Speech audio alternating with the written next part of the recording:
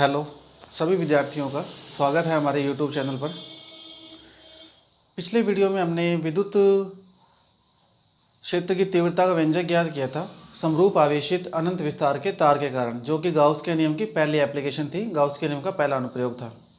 और उससे पहले हमने ये भी देखा था कि जो समरूप आवेशित तार होता है, उस समरूप आवेशित तार के कारण जो विद्युत क्षेत्र की दिशा होती है वो तार के लंबवत सदैव बाहर की ओर होती है। इसी प्रकार आज हमारा टॉपिक है गाउस के नियम की सेकंड जो एप्लीकेशन है, उस सेकंड एप्लीकेशन में हमारा अगला टॉपिक है समरूप आवेशित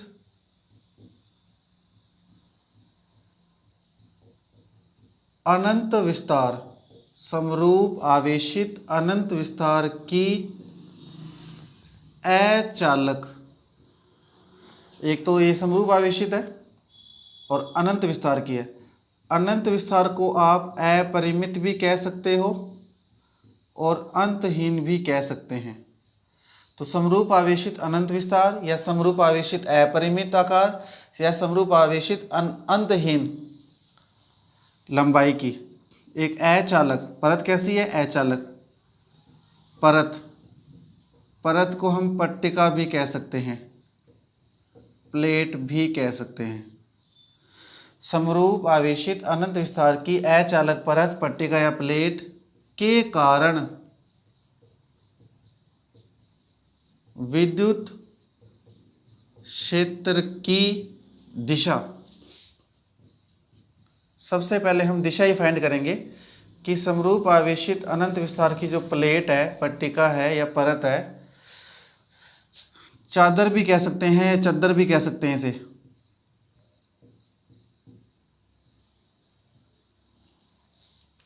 तो ये हेडिंग है समरूप आवेशित जो अनंत विस्तार की अचालक प्लेट है, अपरिमित या अंतहीन जो अचालक प्लेट है, पट्टिका है, परत है या चद्दर है, उसके कारण हमें विद्युत क्षेत्र की दिशा फाइंड करनी है। यहाँ ये ध्यान रखना है कि ये परत कैसी है? अचालक, क्योंकि इसी के बाद एक टॉपिक है जहाँ परत चालक होगी, हेडिंग सेम रहेगी लेकिन परत कैसे हो जाएगी? चालक। चालक और अचालक परत में अंतर क्या है? चालक, ये बात थोड़ी सी इंपॉर्टेंट है और ये आपको ध्यान भी रखनी है, क्योंकि इसके बिना आप लोगों के डेरिवेशंस नहीं हो पाएंगे। किसी भी चालक वस्तु को, चाहे वो चालक वस्तु कैसी भी हो, चाहे वो चालक वस्तु तार हो, चाहे वो परत हो, चाहे वो गोला हो, कुछ भी हो सकता है। अचालक भी, जैसे कोई वायर हो सकती है, अचालक है, जैसे छड़ के रूप में, जैसे ये आपकी सूखी लकड़ी है वो अचालक है। रबड़ की वायर बना दी आपने, पतली छड़ बना दी, तो वो अचालक है। तो अचालक भी कोई वस्तु हो सकती है, चाहे उसकी आकृति कैसे भी हो। चालक कोई वस्तु हो सकती है, चाहे उसकी आकृति कैसे भी हो। किसी भी चालक वस्तु को जो दिया गया आवेश है, वो दिया गया आवेश, दिया गया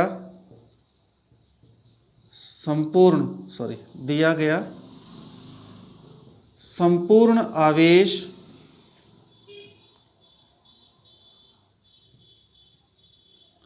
उस चालक की सतह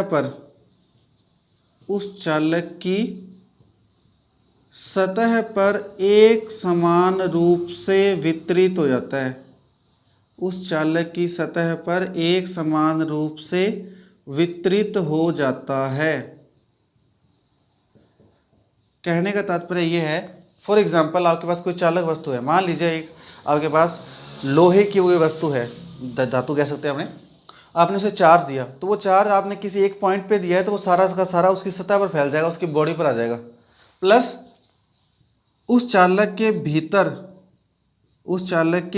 भीतर विद्युत क्षेत्र 0 होगा, क्योंकि सारा का सारा जब आवेश बॉडी पे आ गया तो अंदर कोई भी चार्ज नहीं है, तो चालक को दिया गया संपूर्ण आवेश उस चालक की बॉडी पर सतह पर आ जाता है और उसके भीतर जो आवेश है वो कितना हो जाता है? 0। उस चालक के भीतर विद्युत क्षेत्र कितना हो जाता है? 0।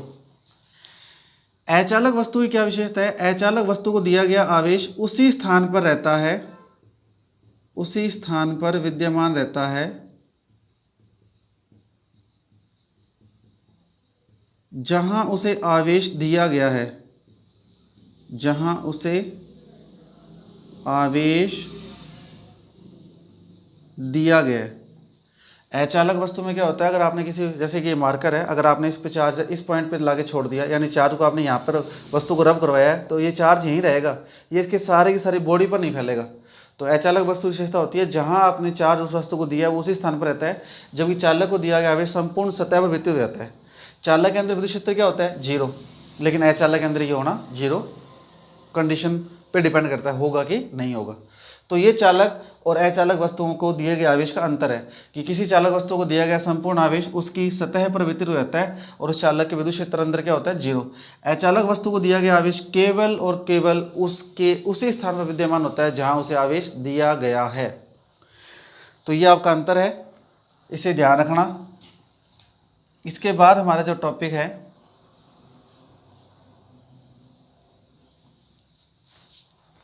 समरूप आवेशित अनंत विस्तार की अचालक प्लेट के कारण विद्युत क्षेत्र की तीव्रता की दिशा।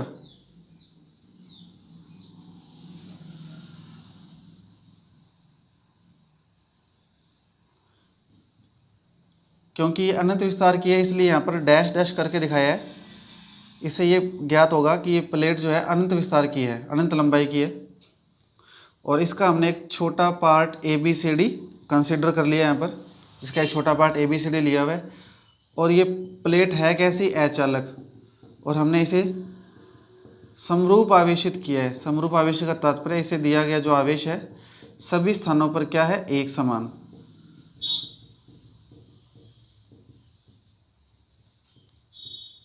अब हमें क्या करना है? इस चालक प्लेट के कारण किसी बिंदु पर विद्युत क्षेत्र की दिशा ज्ञात करनी है।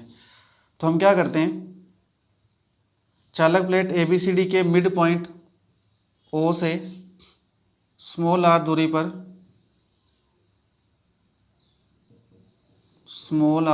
दूरी पर एक बिंदु P लेते हैं जहां हमें परिणामी विद्युत क्षेत्र की गणना करनी है। विद्युत क्षेत्र की गणना करने के लिए हमने क्या लेंगे? इस चालक प्लेट पर दो अल्पांश लेंगे। एक अल्पांश ds है और एक दूसरा अल्पांश ये ds1 मान लेते हैं, और एक दूसरा जो अल्पांश है ये ds2 है। और इन दोनों अल्पांशों की जो मिड पॉइंट है O, उससे जो डिस्टेंस है वो इक्वल है। जो O मिड पॉइंट है उससे डिस्टेंस क्या है इसकी? इक्वल। मान लेते हैं डिस्टेंस स्मॉल l है। कितनी है? Small l। तो इस अल्पांश के कारण ds1 अल्पांश के कारण बिंदु P पर क्या तीव्रता होगी और इस ds2 अल्पांश के कारण बिंदु P पर क्या तीव्रता होगी? तो मान लेते हैं ds1 अल्पांश के कारण उत्पन्न तीव्रता dE1 है और ds2 अल्पांश के कारण उत्पन्न तीव्रता dE2 है। तो यहाँ पर एक परीक्षण धनावेश रखें। क्योंकि ds अल्पांश है और ये समरूप आवेशित प्लेट धनावेशित है, तो इस धनावेश के कारण ये कहाँ गति करेगा? दूर, इससे दूर जाएगा। तो ds1 अल्पांश के कारण उत्पन्न जो तीव्रता है वो dE1 मान ली मैंने, और इसकी दिशा बाहर की ओर होगी क्योंकि प्लस Q चार्ज इस ds अल्पांश पर स्थित धनावेश के कारण बाहर की ओर गति करेगा।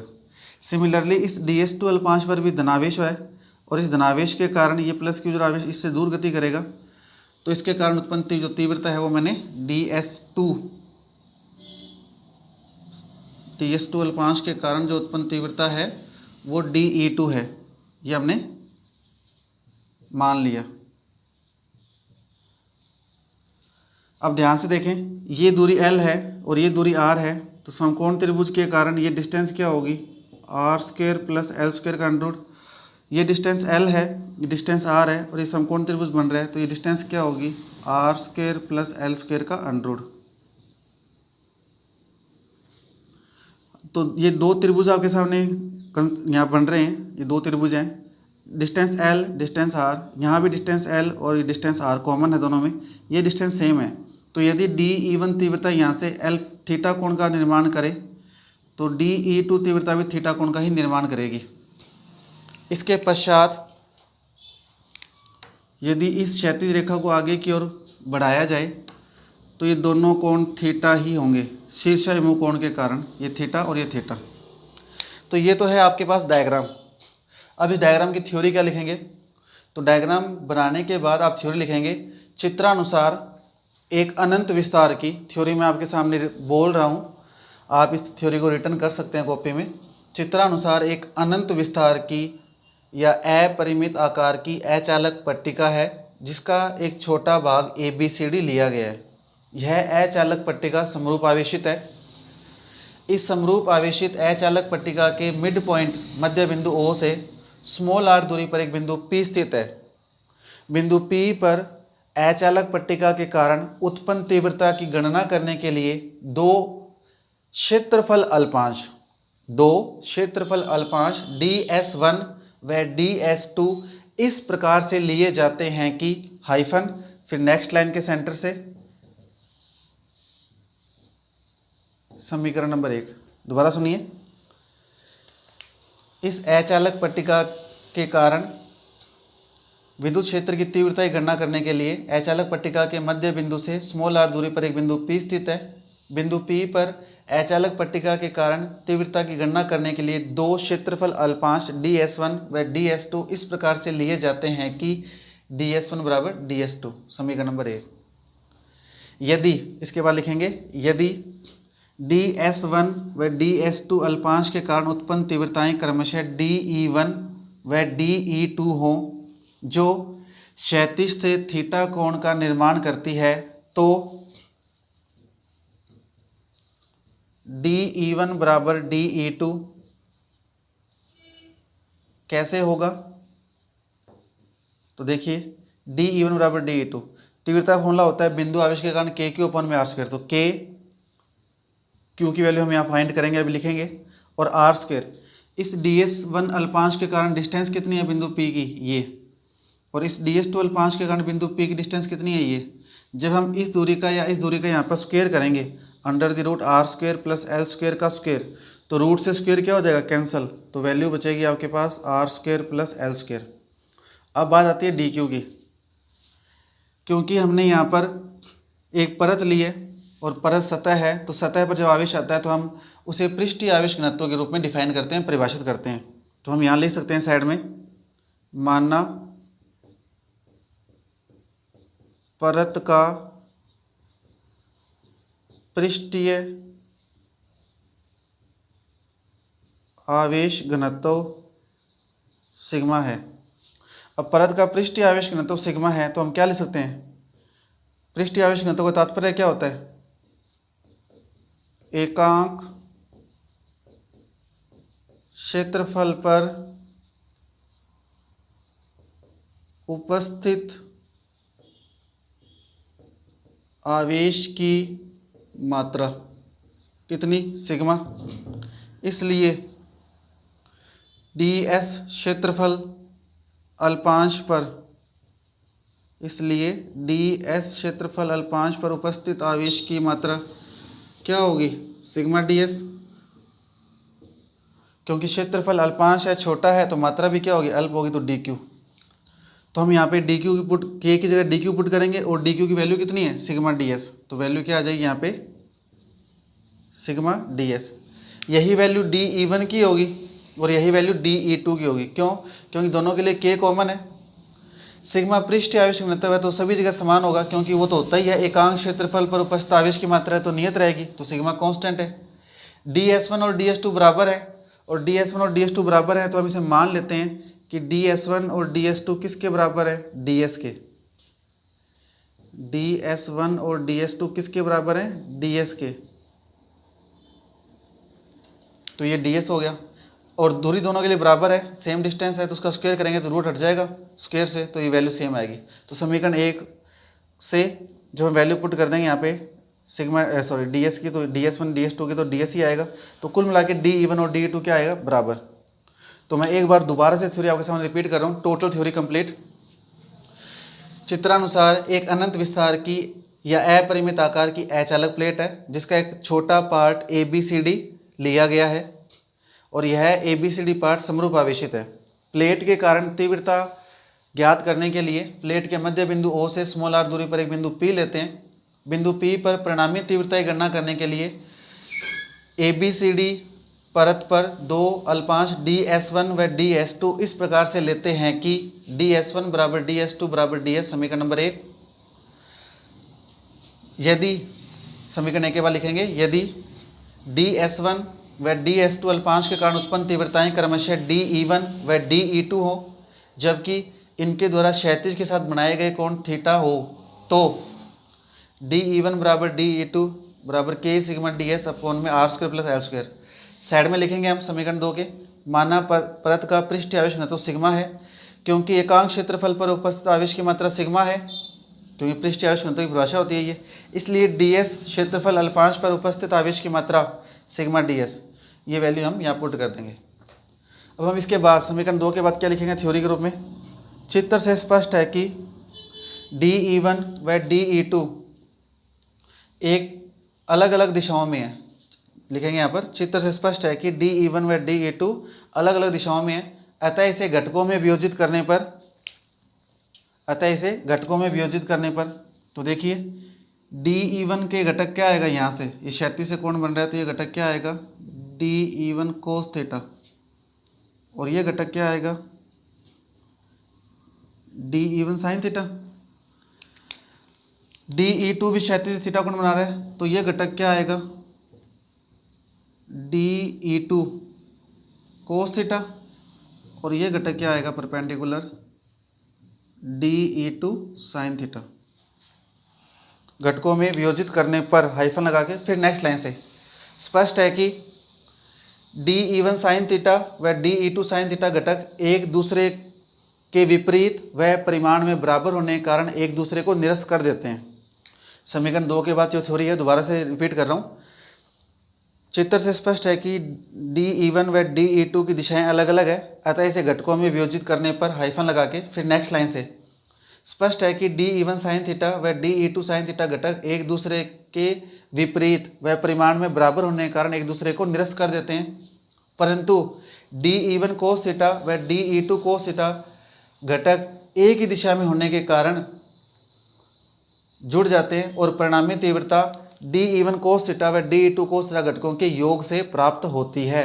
अतः परिणामी तीव्रता परत के, ये परत है आपके सामने, मान लीजिए ये इसके अल्पांश के कारण तीव्रता ये DE1 थी, इस अल्पांश के कारण ये तीव्रता DE2 थी। इन दोनों को घटकों में तोड़ने के बाद इनके ये घटक आए, ये घटक कैंसिल हो गए तो इनकी योग से तीव्रता मिलेगी।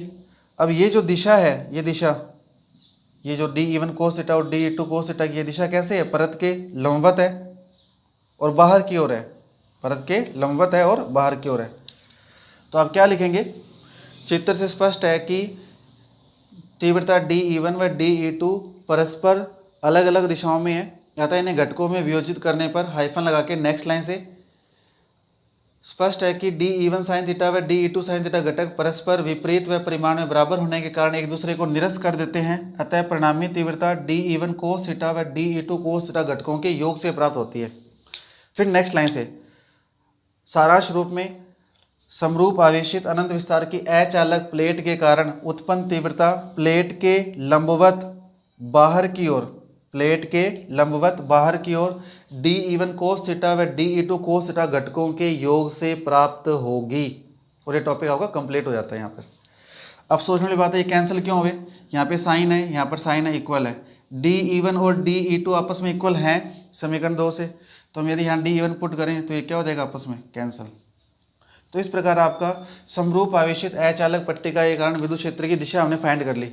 तो समरूप आवेशित अचालक पट्टिका है, ये इस तरह से विद्यमान है और इसके कारण जो दिशा थी अल्पांश इस पर ये DE1 था, ये अल्पांश DE2 था, फिर इनके कारण घटक मिले हमें और इन घटकों से ये कैंसिल हो गए। तो इस प्लेट पर जो तीव्रता थी वो इन दोनों घटकों से मिल रही है और ये दोनों घटक की दिशा ये है, ये दिशा है इस तरह से। इसका मतलब परिणामी तीव्रता प्लेट के लंबवत बाहर की ओर DE1 कोस थीटा व DE2 कोस थीटा घटकों के योग से प्राप्त होती है। तो ये टॉपिक कंप्लीट है।